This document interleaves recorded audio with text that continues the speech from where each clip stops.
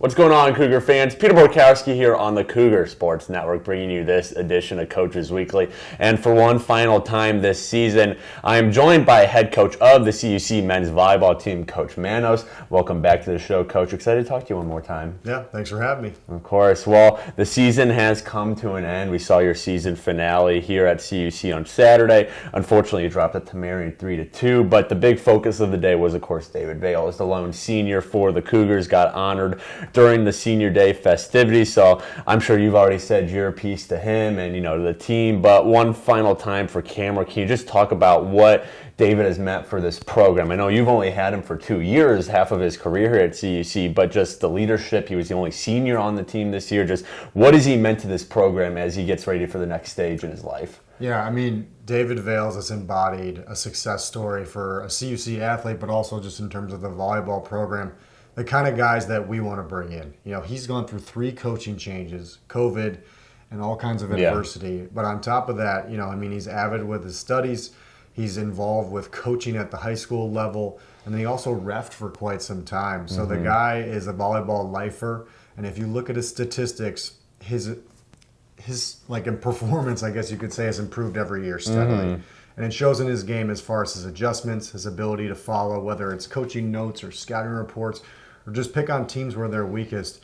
He's the kind of guy who soaked up the information since I got here, has been respectful, and has really helped the program move forward. So we are always going to be forever thankful to David for his participation, his involvement with the team, and I know that he's a guy who we want to keep involved, keep around, because he locally will be involved with the sport, but also just I want him here. I want him as an alumni. I want him here to just be able to talk with our future prospects, and I know that he's done a lot in a positive way. So we're just really happy to see the legacy that he left within the program. Definitely.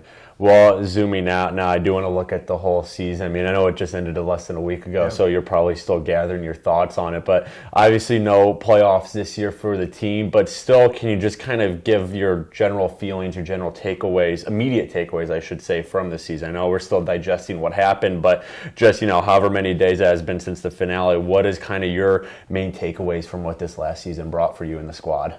Ultimately, our team goal was to make the conference tourney.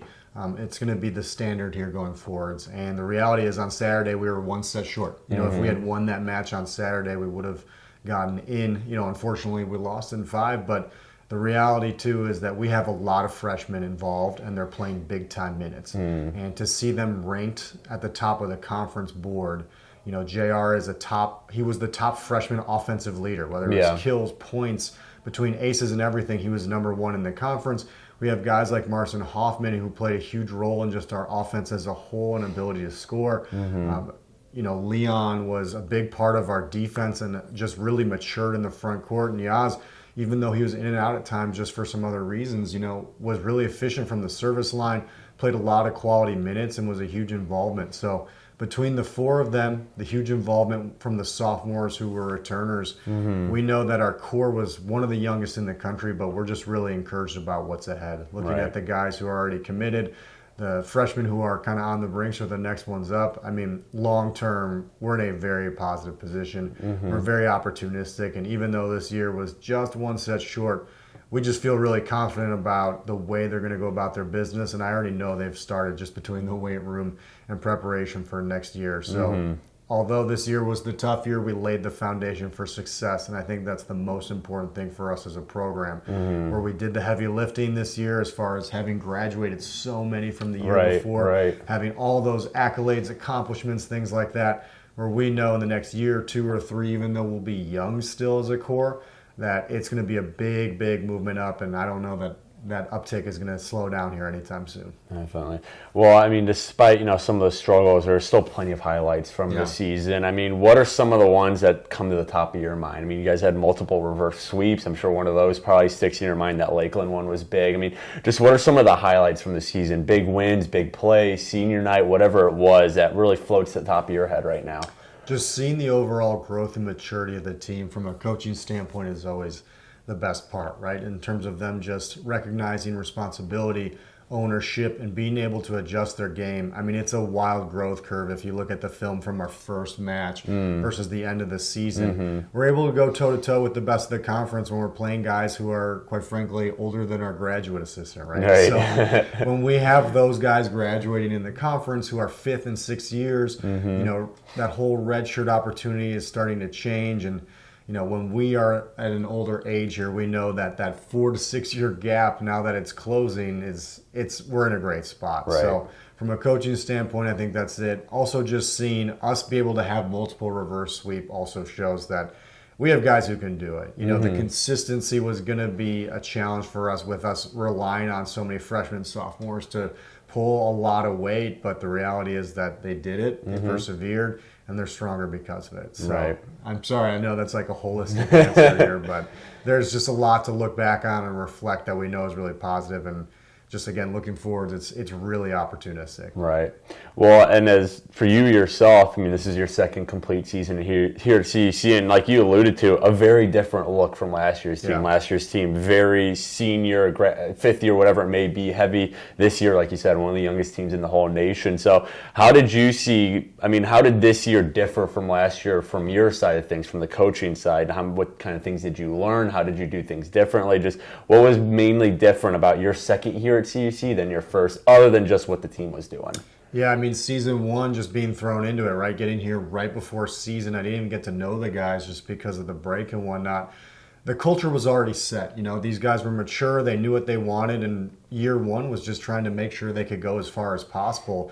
And they did. I think year two, it was a much deeper dive as far as the culture, as far as how we go about things, and how we can standardize things going forward. And I know when we're relying on freshmen and sophomores to pull that weight, it put a lot of pressure on them, but at the same time, we know that going into next year, that standard is set. Right. Year one, it was, again, just trying to sprint as best as we could, and we went really far. When you go farther than the program has ever gone, you can see the signs of the philosophy of the system of the culture being effective. So this year, again, that groundwork is really in place. And I know our incoming freshmen and new guys for the future here are going to be able to walk into something that's high level, that's high IQ, and they'll be able to really be functional growth mindset players who will find that success on and off the court right away. Right.